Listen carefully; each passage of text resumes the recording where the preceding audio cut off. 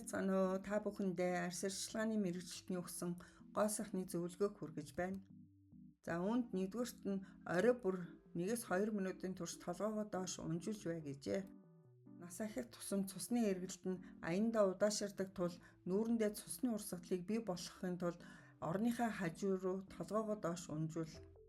Ингэснээр хүчил төрөгчийг нэмэгдүүлж арьсны эсүүдэд шин цус шимт хичээлийг авчрахад тусалдаг. Үүний үр дүнд арьс дотроосоо гэрэлцэн мэт харагдана. За хоёрдугаарт нь таны хувцсны сонголт чухал юм. Чэйжний хэсгийг нарнаас хамгаалахын тулд чэйж хаасан хувцас сонгох хэрэгтэй. Тиймээс нарны цус түрхээгүй үедээ хувцас зөв сонгож өмсөөрэй. Мөн хувцсны өнгөний сонголт чухал байдаг.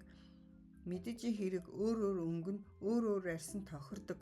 Гэхдээ аль өнгө нь таны арьсыг поп болгож гэрэлтүүлж байгааг анхаарч үзхийг зөвлөж байна. За 3 дугаарт нь хит ягаан туяанаас арьсаа хамгаалаарай. Хит ягаан туяа нь эсийн ДНХ-ийг гэмтэх аюултай тул арьсаа хамгаалж нарны цусаа тогтмол түрхээрэй гэж зөвлөж байна. 4 дугаарт нь өдөр бүр суур будалт хийгээрэй. Энэ нь өдөр бүр хэрэглэж байсан суур будалт нь нарны туяанаас нэмэлт хамгаалалт болдог гэжээ. Үндэ бол будалт нь хүмүүсийн бодож байгаа шиг арьсанд тэмч муу биш юм. Өөрийн арьсны төрөл тохирсон будалт хэрэглэж байгаа бол энэ ямар ч асуудал үүсгэхгүй. Хэрвээ та хуурай арьстай бол чийгшүүлэх шингэн суур хэрэглэхийг зөвлөж байна. Холимог арьстай бол тослохгүй шингэн суур хэрэглээрэй. Таны арьс тослог болон эсвэл арьсны тууралт ихтэй тохиолдолд нутаг суур хэрэглэхийг санал болгож байна. Дараа нь нүүр будалт нь гайхамшигыг бүтээж чаддаг. 6 дугаарт нь нүдний доорх хуурайшилтыг эмчлэхийн тулд зөвхөн цохнод цэсаар хязгаарлахгүй юм. Нүдний эргэн тойрон дох үрчлийг багасгах хуурайшилтыг арилгахын тулд цохнод цэсаар чийгшүүлэх төдийгүй зөөлөн серум ашиглах нь илүү үр дүнтэй юм гэжээ. За 7 дугаарт нь хүзүүгөө үл тоомсорлож болохгүй.